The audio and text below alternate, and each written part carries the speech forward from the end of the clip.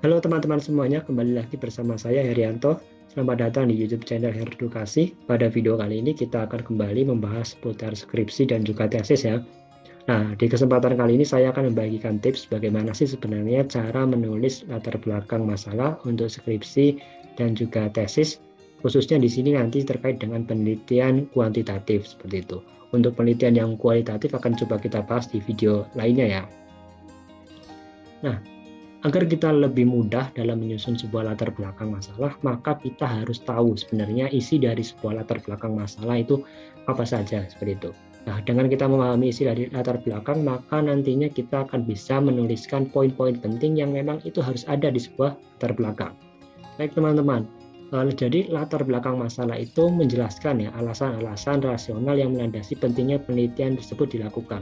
Nah, jadi nanti di latar belakang itu kalian harus menjelaskan mengapa kita melakukan penelitian ini, kenapa penelitian itu penting dilakukan. Jadi harus ada alasan-alasan rasionalnya yang nantinya kita bisa memperkuat alasan-alasan rasional itu tentunya dengan data-data yang ada ya, seperti itu.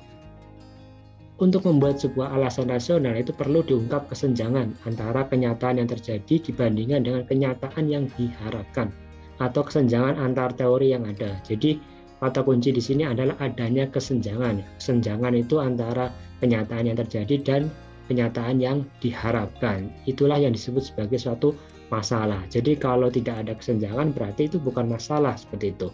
Jadi teman-teman harus bisa membedakan ya mana yang termasuk masalah, mana yang bukan masalah, seperti itu. Kemudian berbagai fakta dari lapangan atau tempat penelitian perlu diungkap untuk memperkuat perlunya penelitian dilakukan dan harus berdasarkan sumber yang dapat dipercaya. Maksudnya adalah kita perlu melakukan penelitian pendahuluan awal ataupun kita juga bisa memperkuat data dari hasil penelitian orang lain yang memang tempatnya sama misalkan seperti itu. Jadi di lokasi yang sama, kemudian mungkin saja sudah ada penelitian sebelumnya, maka kita bisa menggunakan data-data itu, ataupun kita juga bisa melakukan penelitian sendiri. Namun di sini tentunya harus sumber yang terpercaya. Baik teman-teman semuanya, kita lebih fokus ya sekarang ke bagian penelitian yang kuantitatif. Jadi sebenarnya bagaimana sih cara menuliskan latar belakang masalah untuk penelitian kuantitatif? Nah, di sini sebenarnya ada sedikit perbedaan ya antara yang penelitian kuantitatif dan yang kualitatif. Kalau penelitian yang kuantitatif itu kita akan menggunakan polanya deduktif ya. Jadi pola deduktif itu adalah pola yang menjelaskan suatu permasalahan itu dari hal yang umum menuju ke khusus. Jadi seperti gambar piramida terbalik ya. Jadi semakin ke bawah itu semakin mengerucut. Jadi nanti ketika teman-teman itu menuliskan sebuah latar belakang, maka ketika kalian adalah jenis penelitian kuantitatif itu harus dimulai dari hal-hal yang sifatnya umum. Kemudian semakin ke bawah nanti harus semakin khusus, seperti itu.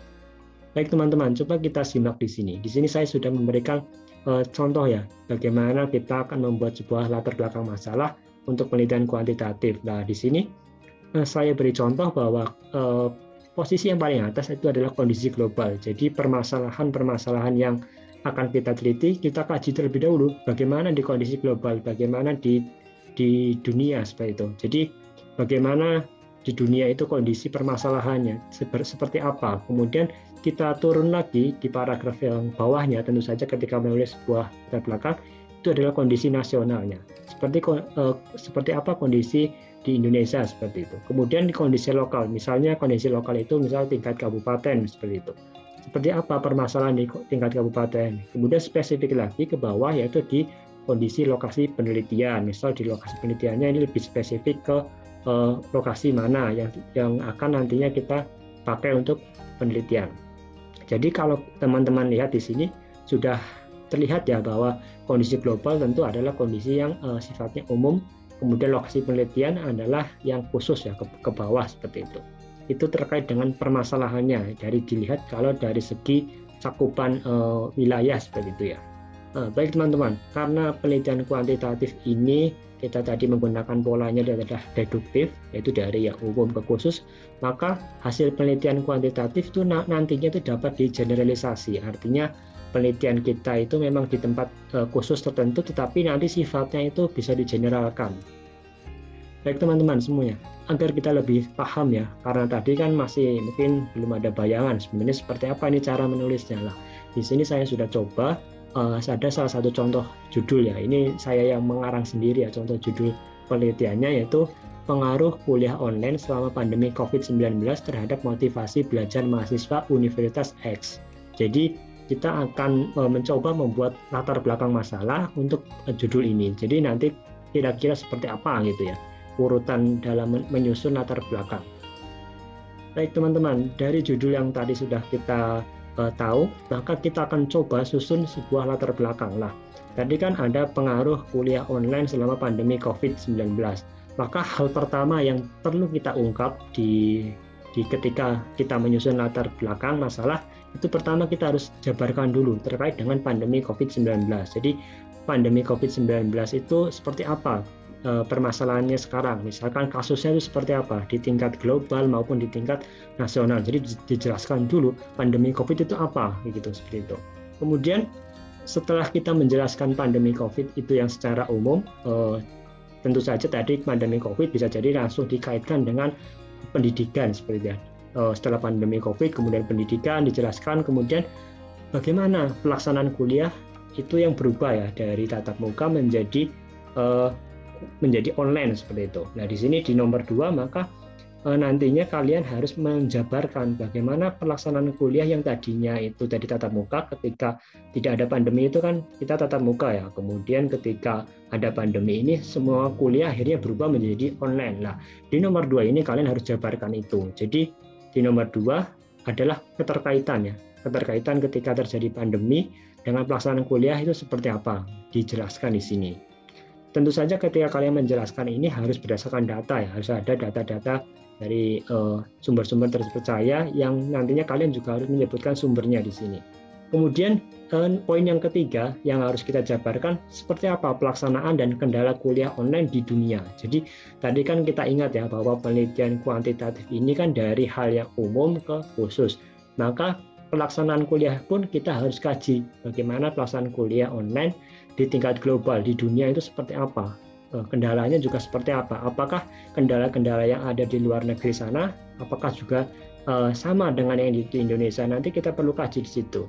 Oleh karena itu di poin yang keempat yaitu kita harus menjabarkan pelaksanaan dan kendala kuliah online di Indonesia. Misalkan ada kendala sinyal, misal kendala perangkat yang dimiliki oleh mahasiswa, misal ada yang tidak memiliki laptop, tidak memiliki HP misalkan seperti itu. Itu perlu diungkapkan terlebih dahulu di sini karena nanti dari sini mungkin akan mempengaruhi motivasi belajar si mahasiswa itu. Kemudian yang kelima kita harus menjabarkan terkait dengan pelaksanaan dan kendala kuliah online di Universitas X. Nah, Universitas X ini adalah universitas yang akan kita teliti tadi. Jadi lokasi spesifiknya adalah di Universitas X.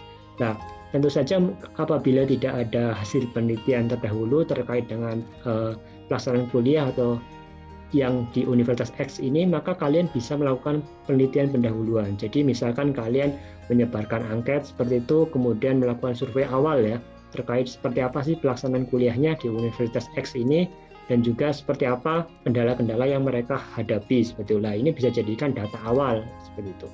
Kemudian di poin yang ke-6, maka kalian harus menjelaskan bahwa kuliah online itu berpengaruh terhadap banyak hal. Maksudnya kuliah online itu berpengaruh terhadap banyak hal adalah kan tadi kita tahu ya bahwa kita harus berangkat dari hal yang umum ke khusus.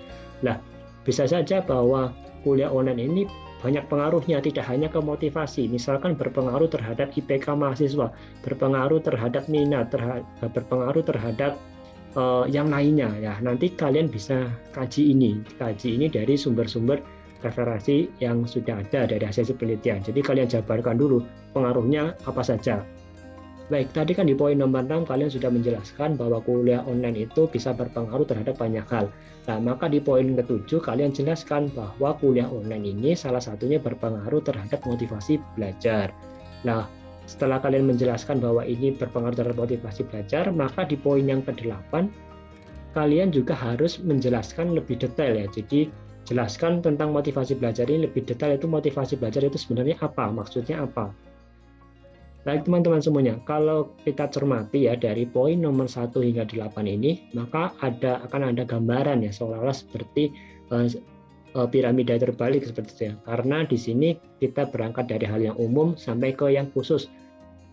Baik teman-teman semuanya, setelah kalian tadi tahu bahwa apa saja sebenarnya yang ditulis di latar belakang, maka di sini ada hal penting yang kalian harus perhatikan, bahwa apa yang diuraikan pada latar belakang masalah harus ada sumber referensinya teman-teman. Jadi kalian tuh nggak boleh ngarang ya, nggak boleh menggunakan opini sendiri. Kalian harus menjabarkan sesuatu itu berdasarkan data dari hasil-hasil penelitian ataupun misalkan dari berita juga bisa seperti itu. Jadi harus ada rujukannya, baik jurnal, buku, berita, atau yang lainnya. Jadi yang sering terjadi adalah ada sebagian mahasiswa yang itu nulis latar belakang itu hanya berupa opini, jadi nggak ada datanya. Itu cara yang salah ya. Jadi sangat penting sekali bahwa latar belakang itu harus ada sumber rujukannya, harus ada referensinya. Nah, kalau sumber referensi yang bagus tentunya kalian bisa menggunakan jurnal internasional, karena jurnal internasional ini memang yang secara secara tingkat kepercayaannya yang paling tinggi ya, yang paling penting seperti itu, yang digunakan sebagai sumber rujukan. Ini ada beberapa tips ya yang akan saya berikan agar kalian tuh tidak stagnan ya dalam menulis latar belakang, karena menulis latar belakang itu membutuhkan keahlian khusus ya, membutuhkan trik-trik khusus lah. Yang pertama, kalian harus perbanyak membaca jurnal internasional dan nasional. Nah, di sini terutama yang harus kalian perhatikan, kalian harus perbanyak membacanya itu di internasional ya, jurnal internasional. Karena kenapa teman-teman? Di jurnal internasional ini biasanya lebih banyak informasi-informasi yang lebih kaya seperti itu. Karena di sini biasanya dari segi kalimatnya juga sudah bagus. Jadi ketika kalian membaca jurnal internasional, kemudian kalian terjemahkan, kalian akan bisa memahami bahwa di situ banyak kalimat-kalimat bagus yang nantinya bisa kalian kutip seperti itu. Kemudian yang kedua adalah kalian bisa mengambil 1 atau 2 kalimat dari setiap sumber yang dibaca tadi. Jadi kan di awal kalian sudah membaca banyak jurnal. Nah, ketika membaca itu tentu kalian akan menemukan ada 1-2 kalimat yang mungkin saja akan sesuai dengan konteks penelitian kalian dan yang menurut kalian itu bisa dimasukkan di latar belakang. Nah, bagian-bagian yang bisa dimasukkan di latar belakang, kalian bisa ambil 1 atau 2 kalimat. Sebaiknya jangan terlalu banyak ya kalau dari satu sumber itu. Sebaiknya hanya 1 atau 2 kalimat yang diambil, kemudian dipilih yang bagus dan sesuai dengan topik latar belakang masalah kita. Kemudian di sini tentu saja kalian jangan lupa kita harus menuliskan sumbernya. Jadi dari siapa penulisnya dan juga tahunnya ya biasanya kalau di bagian latar belakang itu. Kemudian yang ketiga adalah kumpulkan sebanyak mungkin lalu susun membentuk paragraf ya. Jadi ketika kalian tadi katakanlah dapat 1 atau 2 kalimat yang diambil yang dirasa bagus, maka langkah selanjutnya kalian kumpulkan saja terlebih dahulu. Kalian taruh di bagian latar belakang, walaupun itu mungkin awalnya berupa kalimat-kalimat yang terpisah, kalian kumpulkan saja dulu di situ. Setelah kalian dapat banyak, kalian bentuk atau disusun menjadi sebuah paragraf yang itu saling keterkaitan. Jadi kalian nggak apa-apa apabila menemukan sebuah kalimat yang bagus, kalian ambil saja dulu, baru nanti setelah kalian rasa bahwa ada kalimat lain yang bisa nyambung, baru kalian susun menjadi sebuah paragraf. Kemudian setelah itu kan tadi kita sudah menyusun menjadi sebuah paragraf dari kalimat-kalimat yang mungkin baik ya di jurnal itu. Nah, langkah selanjutnya kita harus pastikan bahwa setiap kalimat yang ada di satu paragraf itu nyambung ya. Jadi antara pendapatnya A, pendapatnya B, C dan seterusnya itu nyambung dan saling terkait di situ. Jadi akan menjadi satu paragraf yang padu seperti itu. Tidak hanya cukup satu paragraf yang saling nyambung, maka antar paragraf itu juga harus nyambung. Jadi nggak boleh meloncat-meloncat ya. Jadi alurnya itu harus jelas, harus ada alur berpikirnya itu jelas antar paragraf 1, 2, 3 dan seterusnya. Setelah kalian menyusun paragrafnya dan sudah jadi ini, sudah membentuk seperti itu ya. Langkah terakhir adalah kalian harus baca berkali-kali ya. Jadi dibaca dari awal sampai akhir bagian latar belakang ini. Tujuannya agar kalian itu bisa mengoreksi apa yang sudah kalian tulis. Apakah urutannya sudah baik atau belum. Apabila belum baik, tentu kalian perlu perbaiki, sesuaikan, dan misalkan ada bagian yang mungkin tidak nyambung, bisa kalian buang atau mungkin bisa kalian tambahkan sumber lain disisipkan di situ. Jadi pastikan bahwa kalian sudah mengoreksinya ya, mengoreksi ulang apa yang sudah kalian susun tadi, dibaca lagi seperti itu agar terlihat baik. Baik teman-teman, pada akhirnya tips yang saya berikan tadi itu tidak akan ada artinya ya apabila kalian itu tidak langsung melaksanakannya. pesan saya jangan takut untuk memulai menulis sebuah skripsi atau tesis, terutama di bagian latar belakang. Yang paling penting kalian harus berani memulai, kemudian jangan takut salah ya, karena memang ketika kita menuliskan sesuatu tentu salah itu adalah hal yang wajar. Nantinya kan kalian akan terbiasa belajar bagaimana sebenarnya cara menulis latar belakang yang baik. Demikian video kali ini, kita sampai jumpa di video selanjutnya. Buat teman-teman yang belum subscribe, silakan di subscribe dulu, kemudian dukung kami dengan cara like dan juga bunyikan loncengnya. Terima kasih.